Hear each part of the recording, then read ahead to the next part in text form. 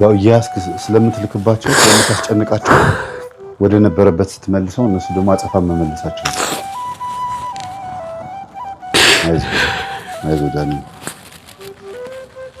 ጀግና ነበረች ታውቃለህ። ከእኔ ጋር በጣም ታግል ነበር። አብራኝ በደስታ ትሰግዳለች፣ አብራኝ በደስታ ትሰግዳለች፣ አብራኝ ትጸልያለች፣ አብራኝ ማህበር ትሄዳለች። ለመምህርም ያላት ፍቅር ልዩ ነበር። ለናሽም በቃ ለማህበሩ ትጉ ነበረች በጣም ነው።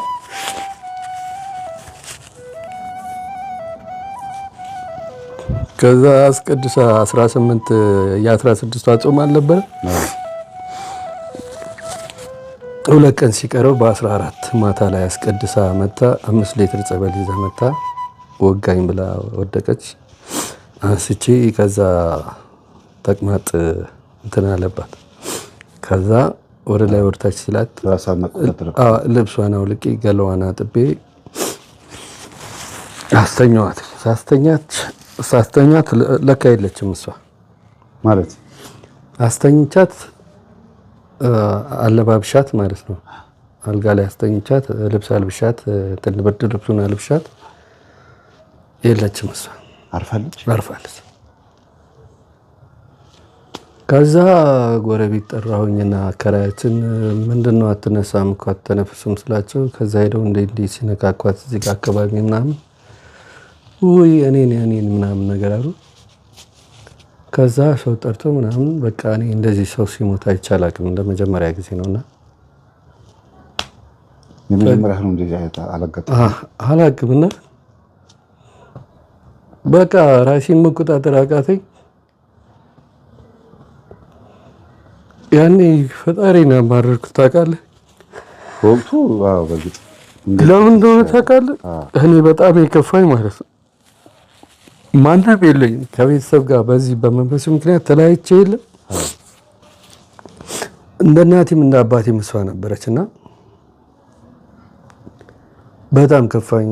ለምን ትወስድብኛለህ ብዬ ከፈጣሪ ጋር መጋጨት ጀመርኩኝ። ቆርባለች አይደል?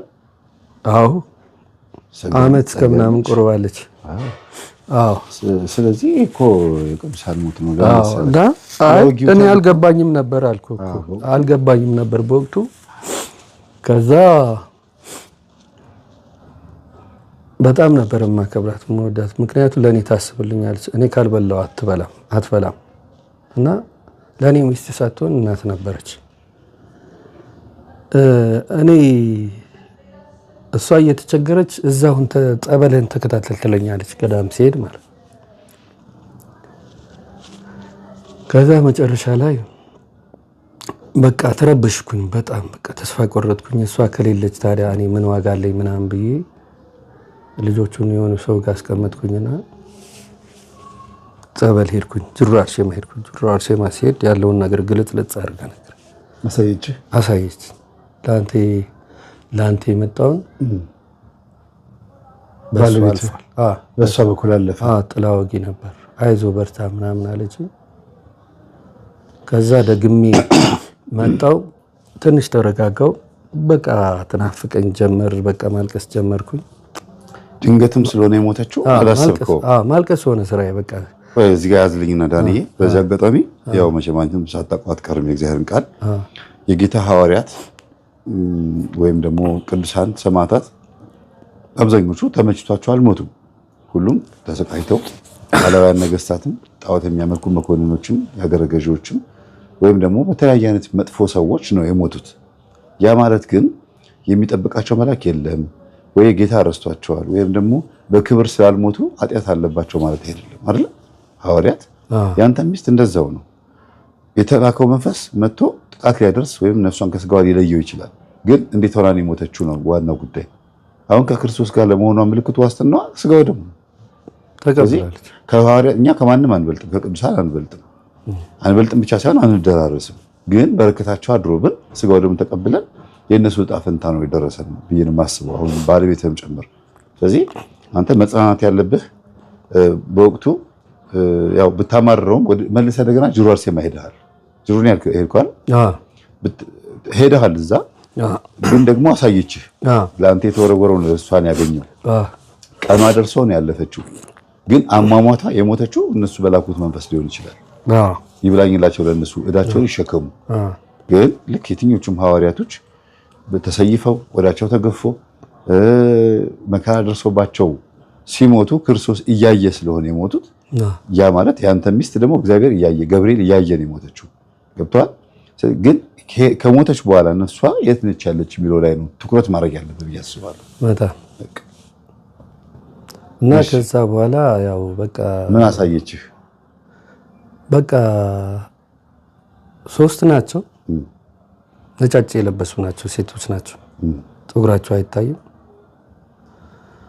እኔ አርሴማ ነኝ ከ3ቱ ማለት ነው። እኔ አርሴማ ነኝ። ለአንተ የመጣውን የሙት መንፈስ በእሷ አልፏል። አይዞ በርታሺ። የአቡነ ሐራ የ40 መድኃኔዓለም ቅቤ አይንህን ተቀባው። ይህም ብቻ መልእክት መጣልኝ ነው እንዲያልኩኝና ያው በውስጤ አዘንኩኝ። ግን መጨረሻ ላይ በቃ እግዚአብሔር ይህን ሁላ ሚስጥር እየነገረኝ አይደለ እንዴ? ስለዚህ መበርታት ነው ያለብኝ። ነገ ሌላ ቀን ነው ብዬ መጣሁኝ። ተመልሼ ስንት ልጅ ወለደችልህ? 2 ልጅ መጣሁኝ። ከመጣሁኝ በኋላ ደግሞ በቃ ውጊያው በዛብኝ። በጣም ፈተናው በዛ። በጣም ያመኝ ጀመር። ብቻዬን ማውራት ጀመርኩኝ። የእብድ መንፈስ እየተላከብኝ የሙት መንፈስም ሲላክብኝ በቃ መቋቋም ሲያቅተኝና ሼጋ ምን እያልኩኝ ድጋሚ መልሼ ሄድኩኝ። መልሼ በስንት ወሬ ሲሄድ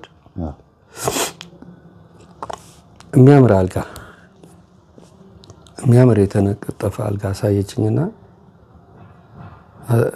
አሳይታኝ ከኔ ጋር የሄዱ ነበሩ መንፈሳዊ እህቶች የማውቃቸው ማለት ነው። ከነሱ ጋር ሲሄድ ያሁኗ ባለቤቴ አንድ ላይ ነበረች ከአረብ ሀገር መጣ ማለት ነው። ያንን አልጋ የሚያምር አልጋ ካየሁኝ በኋላ ድጋሚ ደግሞ ምን አየሁኝ? ለእሷ የታጠፈ ብርድ ልብስ እንደዚህ ሲሰጣት ምናምን አየሁኝ። ከዛ መጣን። ሱባኤያችን ጨርሽን ከመጣን በኋላ ከእህቷ ጋር መደዋወል ጀመር። ታላቅ እህቷ ከእህቷ ሳትሆን ጓደኛዋ አለች። ከእሷ ጋር መደዋወል ጀመርን። እኔ ቀጥታ ወዴት ሄድኩኝ? ወደ አቦ እንትን ዝቋላ አቦም ሲሄድ መሶብ ይዛ እንደዚህ የሚያምር መሶብ ይዛ ና ተከተለኝ ትለኛለች። የአሁኗ ባለቤት ነው። ሁለተኛ ላይ ገባት። ከዛ እነሱ እዛ ሁኜ የደውሉልኝና ፈልጋለሁ ምናምን ትለኝና ከእሷ ጋር ታገናኘኛለች። ታገናኘኝ። የሆነ ቃል ነው የተነጋገርነው። ሱባኤ ግቡ ተባልን። ሽንቁሩ ገባን። ሽንቁሩም ያው የሞሉ እንትን ነው የውሃ በርሚሎች ምናምን እንጀራ ስንቆርስ ምናምን ያንን አየን። ከአየን በኋላ በቤተ ክርስቲያን ተጋባን ማለት ነው። ሌላ አዲስ ህይወት ጀመርኩኝ። ከስንት ዓመት በኋላ ማለት ነው? ሚስት ከሞተች ከስንት ዓመት በኋላ? ከ5 ወር በኋላ ግልጹን ልንገርህ እና ምክንያቱ በስጋው ደሙ ያለ ሰው በብዙ ነገር ዲያብሎስ ሊጥለው ይችላል፣ ሊፈተን ይችላል። ገብቷል አይደለ? ምክንያቱ እኔ ብርቱ አይደለሁም በዛን ሰዓት። ከዛ ያው ጎጆ ተወጣ። ልጆችን አንተ ነህ እያሳደግክ ያለው? ልጆቼ ያው አሉ፣ ግን ከኛ ጋር ባይሆንም በቃ ዝምቶ እና ያኔ በወቅቱ ሚስት ከሞተች በኋላ ማለት ነው እንደሞተች ቤተሰብ ጋር ነበሩ? ቤተሰብ ጋር ነበሩ። ከዛ ከሷ ቤተሰብ እሷ ቤተሰብ በቃ እሱን ነው። ከዛ በኋላ ስራ እምቢ አለኝ። ገብቶሃል አይደል? ትግል ሆነ በቃ ስራዬ። ምንድነው ከድሮ ጀምሮ ከትምህርት በኋላ ዘፈን ነው ብያለሁ አይደል? ከዘፈን ውጪ ሙያ አላውቅም እኔ። ሌላ ሙያ ስለሌለ ምንድነው የጀመርኩት? ሰዓት ከመርካቶ አምጥቼ ማዞር ጀመርኩ።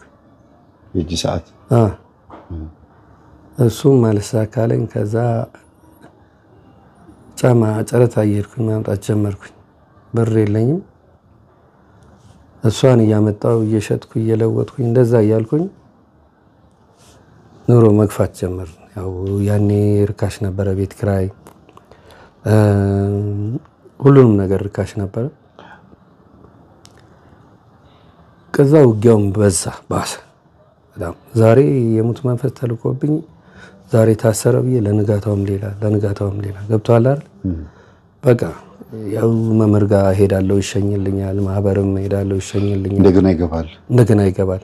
አሁን ሰው የሚመስለው ምንድነው መንፈስ አንዴ ከወጣ የማይመለስ ነው የሚመስለው። ያኛውማ ይሄዳሉ፣ ሌላ ነው የሚልኩት እኮ እና ምንድነው መንፈሳዊ ውጊያ ከባድ ነው። መንፈሳዊ ህይወት በጣም ከባድ ነው። ቀላል ለሚመስለው ሰው ምንድነው የሚፈልገው?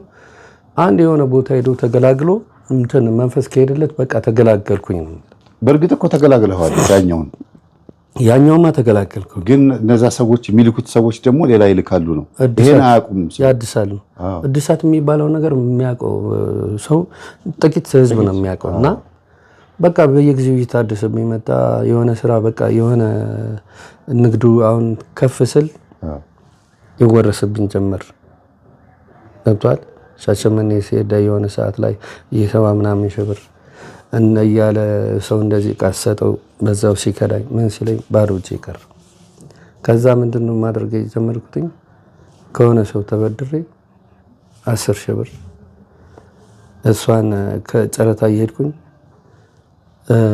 6 ጫማ አመጣለሁ። እሷን ዞሬ በሻንጣ ይዤ ዞሬ ሸጬ እሷን አጠራቅሜ ለቤት ትርፉን አጠራቅሜ ለቤት ኪራይ ትርፉን አጠራቅሜ ለቤት ወጪ መዝሙር እንዳልኩ የዛሬ 6 ዓመት መዝሙር ለቅቄያለሁ። ወደ መዝሙር እንደመጣህም አውቄያለሁ። መዝሙር ደግሞ ወደ ኋላ ልመልስና 2007 ላይ ባይዶ 2007 ላይ ከዛ ጸበል እያልኩኝ ምን እያልኩኝ የሆነ ሰዓት ላይ ሱባኤ ሄጄ አገር መዝሙር ጽፌ መጥቼ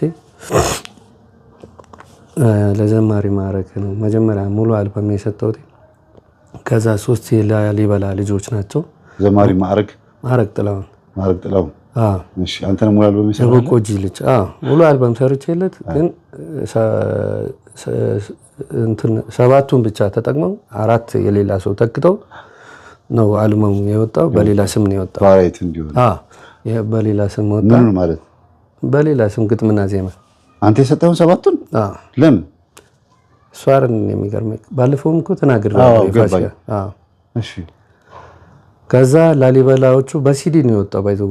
ከዛ ያው የሰራውም ተንኮል ክህደትም ጥሩ አልነበረ። ሲዲው እስከዚህም አልተሸጠለትም። ጎዶልያስ ነበር ያሳተመለት። ከዛ ደግሞ የላሊበላዎቹ ደግሞ እንደዛ 3 ናቸው። ለነሱም 11 መዝሙር ሰራው። በሲዲ ነው የወጣው። እነሱ ያኔ ሳንቲሙ ባይረባም ከፍለውኛል የሚገባኝ ነገር። ከዛ በኋላ በቃ ምን ሆነ? ጫማ እየዞርኩኝ መሸጥ፣ መዝሙር መስራት እያልኩኝ ማህበሬንም ቅጥቀጣዬንም ስግደቴንም ቁርባኑንም እያልኩኝ መግፋት ህይወቴ ጀመርኩኝ። ምክንያቱ ቅድም እንደነገርኩ ሙያ የለኝም። ሙያዬ ግጥምና ዜማ ነው። እሱም ከዘፈን ወደ መዝሙር ነው። የሆነ ሰዓት ላይ ደግሞ ባለፈው እንደገለጽኩት አሺ ወሰን ብሎኝ 41 ግጥምና ዜማ በወረቀት የሰፈረው ቀድጄ ጥያለሁ። ሽንት ቤት ውስጥ ነው ከተትኩት ወስኜ ማለት ነው። የዘፈኖቹ ስጋው ደግሞ ከመቀበሌ በፊት ወሰንኩኝ። ቀዳድጄ 41 ዘፈን ቀዳድጄ ሽንት ቤት ውስጥ ከተትኩ። ከዛ በኋላ ስጋው ደግሞ ተቀበልኩኝ። ከስጋው ደግሞ በኋላ ደግሞ መዝሙሮቹን መጻፍ እየጻፍኩኝ እንዳልኩ አሁን ጠቅላላ እንኳን ቢባል እነዛ 22 መዝሙር አሁን በክሊፕ የተሰራ አሁን ዩቲዩብ ላይ የተጫነው 4 መዝሙር አለ የነ ናርዶስ ንጉሴ እና ብርቱካን መቋሚያ ከዘፈን ወደ መዝሙር የተመለሰ ደግሞ ረዲት የሚባል አለ። እሱ አሁን 4 መዝሙር ሰርቼለት ስቱዲዮ ጨርሷል። አሁን ባይ ዘ ወይ እንደገና ጻድቃኔ ማርያም ተማሪዎች ደግሞ የጻድቃኔ ማርያም ሰንበት ትምህርት ቤት አለ ስልኬ ላይ አለ የሰራውላቸው የስላሴና ጻድቃኔ ማርያም በጣም የሚገርም የሚወደድ መዝሙር ነው የሰራውላቸው ጻድቃኔ ማርያም የሚል እና የስላሴ የነሱም አልቋል ማስተሩን ይዟለሁ። እንደገና ዘማሪ ብሩክ 6 መዝሙር ወደ አንተ የላኩትኝ ማለት ነው። ለራሴም የዛሬ 6 ዓመት 2 መዝሙር በዩቲዩብ የዓለም ዩቲዩብ ላይ የተለቀቀው ያን ሁላ ይህን ሁላ ሲሰራ ግን እኔ የተጠቀምኩት ነገር የለም። እኔ የማውቀው ከመዝሙር አንድ ቀን ያገኘው 30 ሺህ ብር ብቻ ነው። 30 ሺህ ብር ብቻ ነው። ዩቲዩብ ግን ያን ሁላ ውጭ አውጥቼ ለዩቲዩብ ሰጥቼው ግን ዩቲዩብ አልከፈለኝም። የዓለም ዩቲዩብ ለእኔ ክፍያ አልከፈለኝም። ባይ ዘ ወይ ለዩቲዩብ ስንሰጠው እከሌ እኮ ለእከሌ ሰጠው የሚል ነገር ሰምቼ አላውቅም። የሚከፍሏቸው አይመስለኝም። እኔ እንጃ አላውቅም እንዴት እንደሆነ እና እጽፋለሁ፣ እሰራለሁ ግን ተጠቃሚ አይደለሁም። ግን ትልቁ ነገር ምንድን ነው? ለኔ ትልቅ ነገር አድርጎልኛል እግዚአብሔር። ሰው በገንዘብ ነው የሚያስበው፣ ገንዘብ ነው የሚያየው። ጽድቁንና መንግስቱን እሺ ሌላው ነገር ይጨመርላችኋል። እኔን ግን እንደነዛና አያቶቼ እንደነ ቤተሰቦቼ ጠንቋይ ቢያደርገኝ ኑሮስ፣ በዘፈን ዓለም ላይ እስከ መጨረሻ ቢያቆየኝ ኑሮስ፣ አመጣኝ በበሽታ አስመስሎ ኃይሉን እንዳቅ አደረገኝ።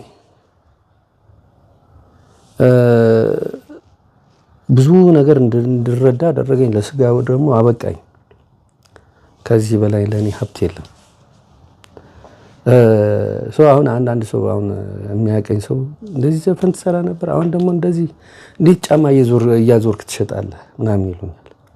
እና መንገድ ላይ ወጥቼ ለምን ሰውነቴን ሲያዩ ደግሞ የማያምኑ ሰዎች አሉ። ሰውነት የእግዚአብሔር ጸጋ ነው እና ማምላክ ምስክር። ከዛ ሁሉ ነገር ወጥተህ ግን ሱሱም ትተኸው ታዋቂ ስንት ባለሀብቶች የዝክር ጠላ አልጠጣም። ይኸው አሁን ብዙ ሰርግ አለ። የማህበራችን ሰርግ እንኳን ዳንኤል ሲጠጣይ ነው የሚል ሰው የለም። ደስተኛ ነኝ ከሚገርም ነገር እና ምንድነው አሁን ትንሽ የከበደኝ ኑሮ ጫማ አልኩ አይደለ? እኔ አሁን በአካውንት ብታየው 100 ምናምን ብር ነው ያለው። ካሽ ግን ቢኖር 12 ሺህ ብር ቢኖር ያችን ደግሞ ጫማ የምገዛባት ከዛ ለቤት ክራይ። ይሄ ግልጹን ነው ነገር እግዚአብሔር ግን እንዴት እንደሚያኖር እኔ አይቼዋለሁ። ምንም የሚጨንቀኝ ነገር የለም። አሁን ምን ቢኖርህ ምን ትሰራለህ? እስቲ ንገረኝ። እስቲ እኔ አሁን ጠቅለል እናድርገውና ምን ቢኖርህ፣ ለምሳሌ ሙያ አለ፣ ግጥምና ዜማው እንዳለ ነው። እኔ የምመክርህ ግጥምና ዜማ ላይ ራስህ በክራርና በመሲንቆ በበገና ራስህ እንድትዘምር ነው። ለዘማሪያን የምትሰጥ ብትሆንም ራስህ ግን እንድትዘምር ነው የምፈልገው። ለምን የዘፋኝነት መንፈሱን ትመተዋለህ አንተ ራስህ ከዘመርክ። ወስዶ እዛ የከተተህ ያ የወሰንገላ መንፈስ አሁን ደግሞ ስትዘምር እንትን ይላል፣ ይመታል። ሌላ ሁለተኛ ደግሞ ከሙያ አንጻር ደግሞ ይሄን ሙያ ለምጃለሁ ይሄን ሙያ እንደዚህ ባረግ ብለህ የምትለው ነገር ምን አለ? እኔ አሁን ምንድነው የተለማመድኩት አሁን ንግዱ ነው። ንግድ ምን አይነት እቃ ገዝተህ በምን አይነት ዋጋ እንደምትሸጥ ይሄንን አውቃለሁ። ይሆንልኛል ደግሞ ከሚገርም ነገር እየነገርኩ የቤት ኪራይ 10 ሺህ ብር ከፍዬ የቤት ወጪም ሸፍኜ እየኖርኩኝ ነው። ቤተሰብ እያስተዳደርኩኝ ግን ያዝኳትን ያቺ ብር ከፍ ማትል ብር ነች። ምክንያቱም የማገኘውን ትርፍ ለቤት ኪራይና ለቀለብ ለምናምን ገብቷል አይደል? ሁሉም ሰው እኮ እንዲኖረው ይፈልጋል፣ አይጠላም። ግን እኔ አሁን ትንሽ ዳጎስ ያለ ብር ቢኖረኝ ደህና ጫማ ቤት ከፍቼ ገብቷል አይደል? ቤተሰቤን ደህና አድርጌ እያስተዳደርኩኝ ከዛ ቀጥሎ ደግሞ ክራር ተምሬ ቤተክርስቲያንም እያገለገልኩኝ ስጋው ደግሞ በአግባቡ እየተቀበልኩኝ ሱባኤም በአግባቡ እየሄድኩኝ ሱባኤንም እየገባሁኝ ከፈጣሪ ጋር ከእግዚአብሔር ጋር እየተነጋገርኩ እንዲሁም ደግሞ ደህና ስልክ ኑሮኝ የዩቲዩብ እቃ ኑሮኝ እንደኔ በጭንቀት ያሉት በየጸበሉ ምናምን የሚንከራተቱ ሰዎች እንዲረዱ መንገድ ፈጥር ባደርግ ደስ ይለኛል። ለምን እንደሆነ ታውቃለህ? እንደ ለሰው መትረፍ የሚያስደስት ነገር የለም በምድር ላይ። ነገር ያለው እኮ በዚች ምድር ላይ ሁሉንም ነገር ጥለው ትሄዳለህ። የውስጤን ነው የምነግርህ። እኔ በትንሿ ብር እያኖረኝ ነው፣ አይቼዋለሁ፣ አልጠራጠርም በእርሱ 100%። እዚህ ጋር ማስመሰል አይደለም ማወራው። እስካሁን ድረስም አኑሮኝ ስላየሁትኝ ማህበሮቼም ያውቃሉ፣ ጓደኞቼም ያውቃሉ፣ አንተም ታውቃለህ። እና ያኖራል እግዚአብሔር እና የተሻለ ነገር የሚጠላ ሰው የለም። በቃ የራሴ አሁን ዩቲዩብ ከፍቻለሁ ብያለሁ አይደለ? ዩቲዩብ አሁን ዝም ብዬ ነው የከፈትኩት። መዝሙሮቹን አሁን ወደ 10 ምናምን አሁን የተሰሩ ቁጭ አድርጌያቸዋለሁ። መሀል ላይ ራሱ ቀንጨባ አድርገህ ብታሰማቸው ደስ ይለኛል። ባይወጣም እየወጣውንም ስፖንሰር የሆንካቸው አንተ ነው ዘማሪዎቹ? እኔ ግጥምና ዜማ ነው የምሰጣቸው። ግጥምና ዜማ ሰጣቸው? አይ እኔ ጋር አሉ ስትለኝ ነው መዝሙር ግጥምና ዜማ ሰጧቸው። 14 መዝሙር አለ ያልከኝ አንተ ስፖንሰር ሆነሃቸው ዘማሪ እንትን ስቱዲዮ መጥተው ተቀርጸው ኃላፊነቱ ባለቤትነቱ አንተ ነህ? የመዝሙር ባለቤትነቱ እኔ ነኝ። የስቱዲዮ ራሳቸው ናቸው የከፈሉት። ምክንያቱም እኔ ስቱዲዮ የምከፍልበት የለኝም። እሺ ግጥምና ዜማ እኔ ሰጥቻቸው ተሰራ፣ ኃላፊነቱ ወስጄ ማለት ነው። ከዛ በእኔ በኩል ዩቲዩብ ተፈልጎ እንዲለቀቅ እኔ ጋር ያለው ማስተሩ አምነውኝ ማለት ነው። በሁለት በትብብር ነው የምትሰሩት ማለት ነው? አዎ እኔ ግጥምና ዜማ አቀርባለሁ፣ እነሱ ፋይናንሻል ጉሮሮዋቸውንና ፋይናንሻል ተጠቅመው ይሰራሉ።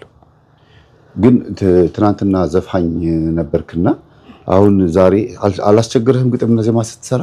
ወይስ ማህሌት ብዙ ጊዜ እንደዚህ ሰዓታት ምናምን የሚገቡ ሰዎች ብዙ ጊዜ ዜማ አይቸገሩ? እንዴት መሰለ የሱ ጉዳይ እኔ ዘፈን በምሰራ ሰዓት አሳዛኝ ነገሮች ናቸው የኔ እና ወደዛ ይወስደኛል ከሚገርም ነገር። ምክንያቱም ሁለተኛ ነገር ምንድን ነው ቅዳሴ ማህሌት ምናምን ሲገባ አዳምጣለሁ። እንዴት ነው የቤተ ክርስቲያን ዜማ እንዴት ነው፣ የዓለማዊ ዜማስ እንዴት ነው የሚለውን ነገር አዳምጣለሁ። ሁለተኛ ነገር ደግሞ አብዛኛው ትኩረት የማደርገው የማን መዝሙሮች በምን አይነት መዝሙር ተሰሩ አይደለ? ቅኝቱ የድምፅ አወጣጣቸውስ እንዴት ነው ገብቶሃል አይደለ? ዜማ አሰራራቸው ቅኝታቸውስ እንዴት ነው ምናምን የሚለውን ነገር ያንን ፊል አደርጋለሁ መጀመሪያ። ከዛ በኋላ ምንድነው ሰርቼው ከዛ ጋር ኮምፔር ነው የማደርገው። ከሰራሁት በኋላ እስቲ እንዴት ነው ቅላጼው ወዴት ይሄዳል፣ ወደ ዘፈን ይሄዳል ወይ የሚለውን ነገር ራስን እኮ እንደገና አፕዴት አድርገህ ትቃኘዋለህ አይደል? ስትቃኘው ወደዛ መስመር ከገባ አትወጣም ወደዛ። ምክንያቱም እኔ አሁን ልንገርህ ሌሊት እኮ ተኝቼ ወደዚህ ወደ መንፈሳዊ ህይወት ከገባሁኝ በኋላ መንፈሱ እኮ በህልሜ እኮ የሚገርም ግጥምና ዜማ ሰጥቶኝ ስዘፈን አድሬ ጠዋትም ስነሳ አውቀዋለሁ ዘፈን ማለት ነው። ከሚገርም ነገር እና በትላልቅ ዘፋኞች ተመስሎ መጥቶ ዘፈን ሲያስጠናኝ ምናምን እንትን ይላል መንፈሱ። ይሄን ነገር አለ። እንደገና ቅዳሴ ገብቼም እንደዚህ በውስጤ ይዘፍናል መንፈሱ። ክርስቶስን ደብለህ እየሄድኩኝ መንገድ ላይ ይዘፍናል። ግን እኔ የመንፈሱ ፍላጎትና የኔ ፍላጎት ለየቅል ነው፣ አይገናኝም። እኔ አንዴ ቆርጫለሁ፣ ነፍሴ ይበልጥብኛል ብዬ መጥቻለሁ። የሱ ፍላጎት ደግሞ ትግል አለ፣ ይታገለኛል፣ ግን አልሰማውም። በማን በእግዚአብሔር ኃይል። እኔ ደካማ ነኝ አይደለ? እግዚአብሔርን ማጸናለሁ፣ መጨረሻዬን ያሳምርልኝ፣ በዚህ መስመር እንድጸና ያርዳኝ አይደለ? እና ብዙም አላስቸገረኝም ለማለት ፈልጌ ነው ባጭሩ። ስለዚህ አሁን ወደ ሀሳቡን ጠቅለል እናድርገውና በጣም የሚገርም ውጣ ውረድ ውስጥ የነበርክ ሰው ነህ። አሁን ወደ እግዚአብሔር ስትመጣ በጣም ብዙ ኃላፊነት እንዲሰማህ ትፈልጋለህ። ሰዎችን የመርዳት የማዳን ግን ከዛም አልፎ ተርፎ ደግሞ እስካሁንም ድረስ ካገባ ስንት ጊዜ ሆነ? አሁን ሁለተኛ ነው። 7 ወይ እንደዛ ሊሆን 7 ዓመት 8 ዓመት ወይ 7 ምናምን።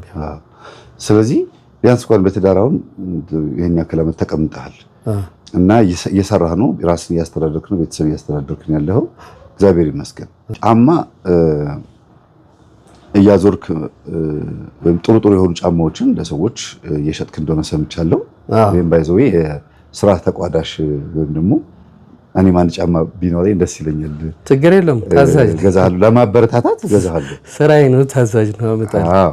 ጎን ለጎን ደግሞ ሌላ እንዲሆንልህ የምመኘው ነገር ቢኖር ወንድሞቼ ቤተሰቦቼ ከረዱ ካገዙ፣ እንዲሁም ደግሞ ከኛ ጋር በኮሚሽን ስራ ብለው የሚሉ የኔን ትምህርት የሚያዳምጡ አይነት ሙያ ያላቸው ትልልቅ ለምሳሌ የጫማ ፋብሪካ ያላቸው ወይ አንዳንድ ቦታ ያላቸው የኔን ትምህርት የሚያዳምጡ ሰዎች አሁን እየሰሙ ከሆነ ማለት ነው መምህር ያንን ሰው አምጣው እኔ ድርጅት ላይ እንደዚህ ማኔጀር አድርጌ እንደዚህ ቀጥረዋለሁ እንደዚህ ይሰራል ማን ብሎ ካለ ትሰራለህ። ስራ እኔ አሁን ውጊያ ላይ ነኝ ያለሁት። ግን ቀደም ብያለሁ እኔ ወይ ጫማ ቤት ከፍቼ ወይ የሆነ ነገር የሚረዳኝ ሰው ካገኘው በደንብ እሰራለሁ የራሴን። ምንድነው አሁን ለባለቤቴ የተሰጣት ቦታ አለ፣ ቆርቆሮ እንደዚህ አዳራሽ እንዳዳራሽ ነገር ይሰጣል አይደል? መደብ የተሰጠ ነገር አለ እና እሷ ፓንት ምናምን ነው የምትሸጠው እዛ እና በካፒታል እጦት ምክንያት ቦታችን ባዶ ነው። መጥቶ ማየት ይቻላል። እኔ የሚያግዘኝ ሰው ባገኝ እዛ ቦታ ላይ በደንብ እቃ አድርጌ ራሴን መለወጥ እችላለሁ። ለሌሎችም እንደኔ ህይወት ላለፉ ሰዎችም እንትን ማለት እችላለሁ። ስለዚህ ትንሽ መንደርደሪያ መንገዳገጃ የሆነ ነገር ባገኝ ነው የምትለው? በጣም እለወጣለሁ። እስከ ስንት ድረስ ብታገኝ ትነሳለህ? ቀላል ነው። እስከ 300 ሺህ ብር እስከ 250 አሁን እቃ ወደ አይደለ ባገኝ በደንብ አድርጌ እሰራለሁ። በደንብ ከ200 እስከ 300 ሺህ ብር ብታገኝ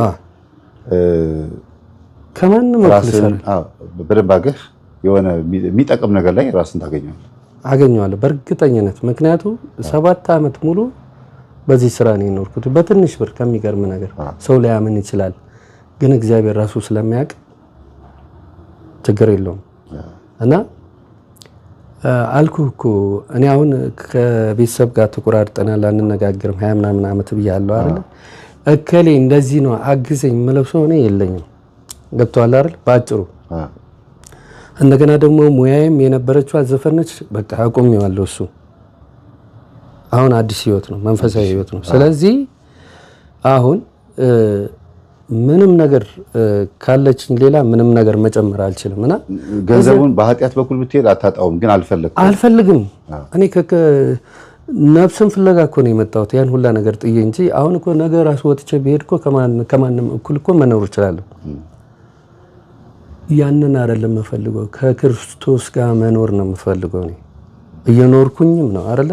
አሁን መምህር ጉባኤና ማህበር እንኳን እንትን ካልኩኝ 12 ዓመት ሊሆነኝ ነው አይደለ?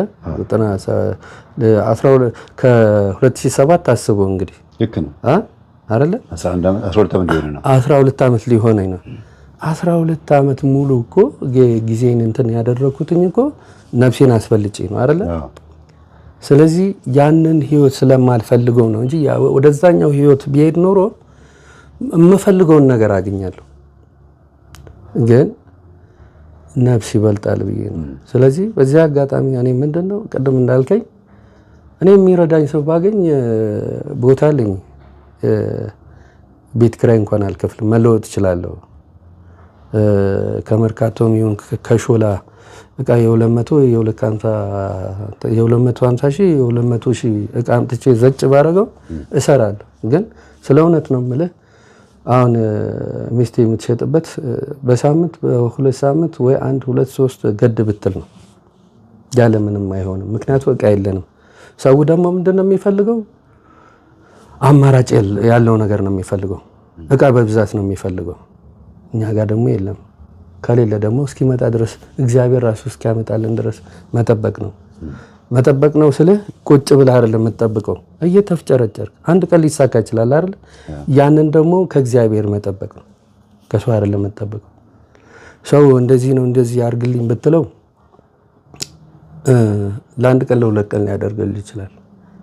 የእግዚአብሔር ግን ዘላለማዊ ነው እና ተቀጥሬ እሰራለሁ ምናምን የሚለው ነገር ከአንተ ጋር ተለያይቼ ከትላንት ወዲያ ትላንት ነው አይደል?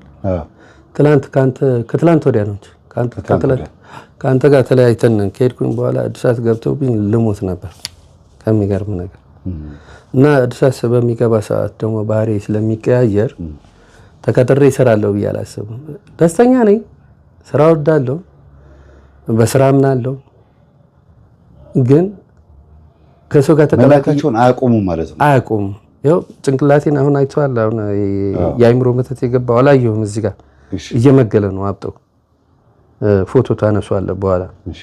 ይሄ አብጧል፣ ይታያል። እዚህ ጋር አብጧል፣ እየመገለ ነውና እድሳት ገብቶ የአይምሮ መተት እድሳት ገብቶ ነው። በመቁጠሪያ ምን አደረኩኝ መሰለህ?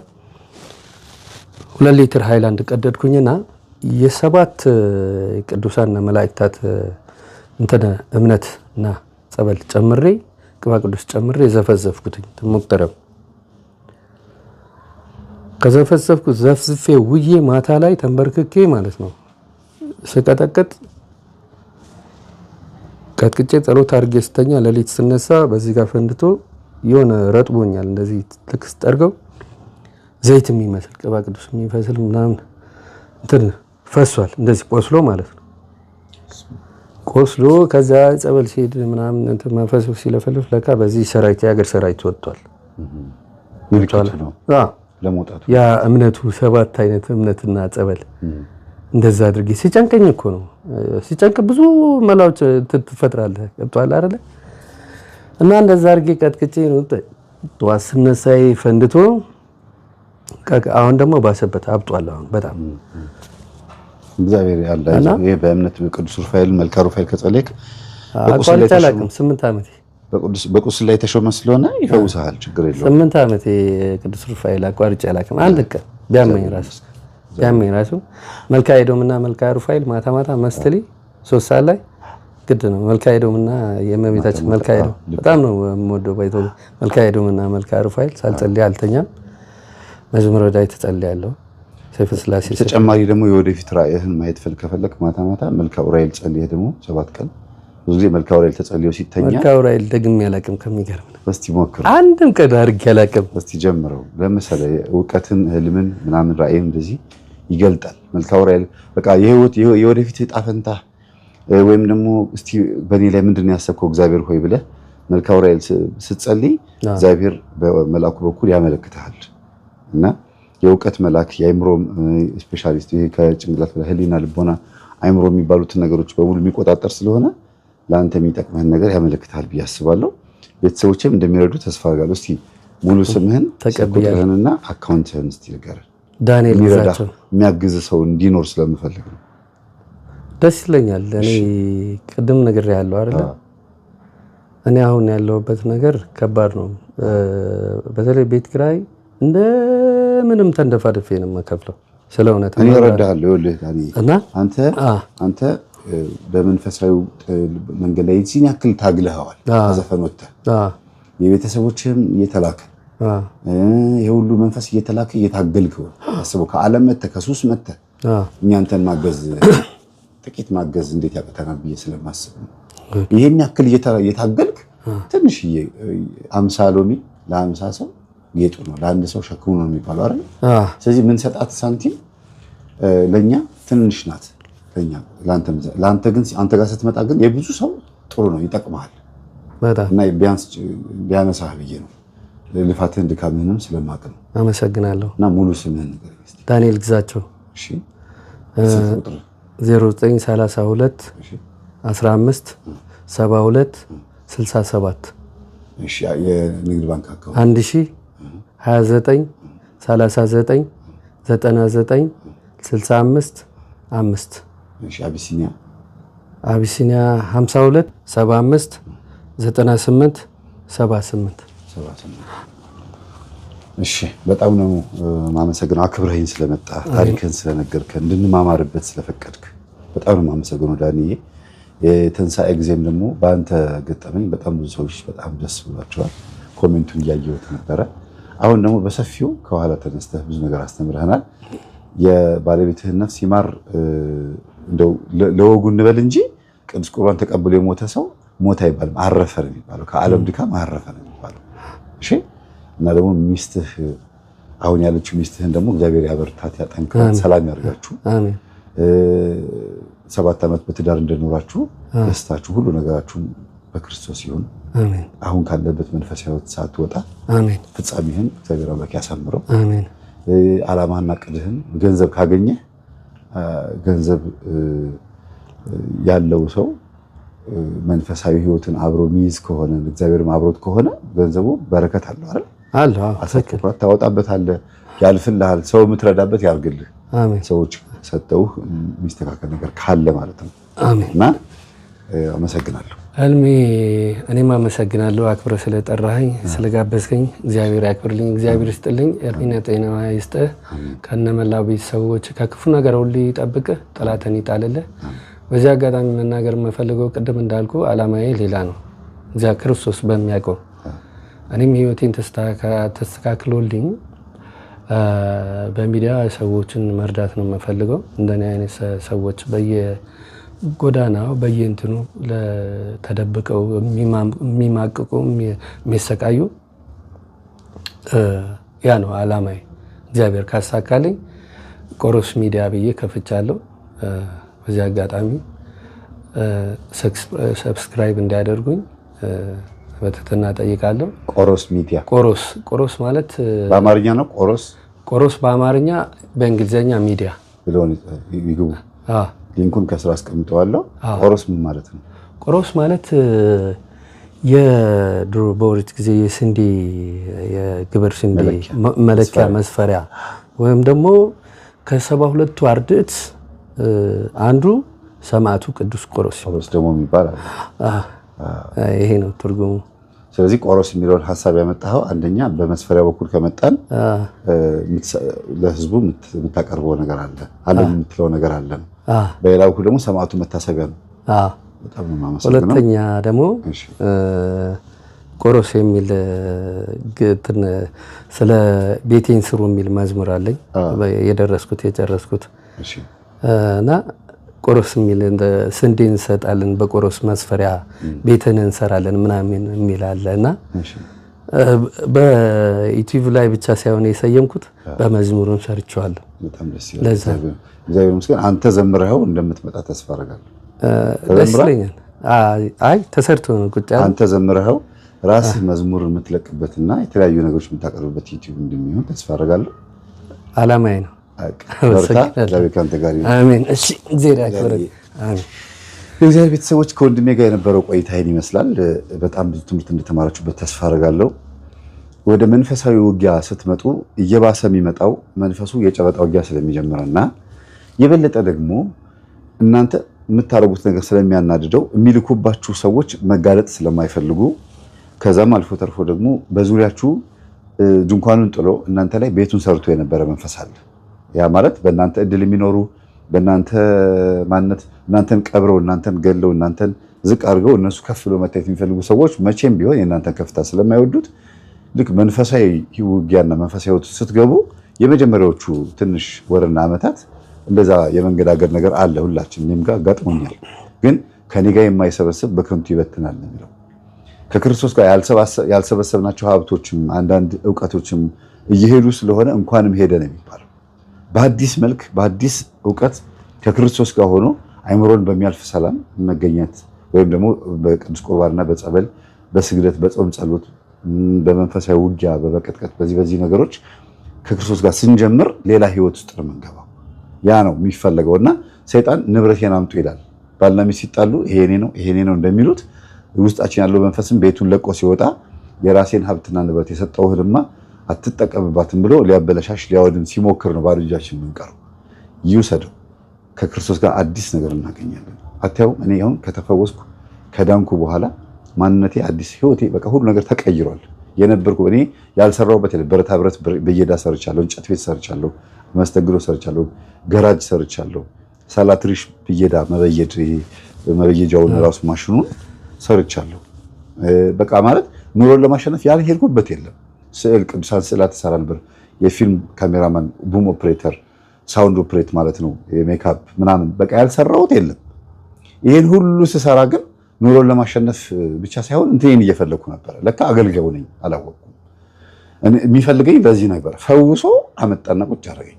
አንተ የሆነ ጥብ የማደርገው ነገር አለና አይምሮ ውስጥ ያለውን ሁሉ ነገር ምናምን አጣጠበኝና አሁን ትችላለህ ማገልገል አለና ወደ አገልግሎት አመጣኝ። ስለዚህ አንዳንድ ጊዜ ያለንን በሙሉ የምናጣው ከዜሮ እንድንጀምርና በረከት እንዲኖረው ነው።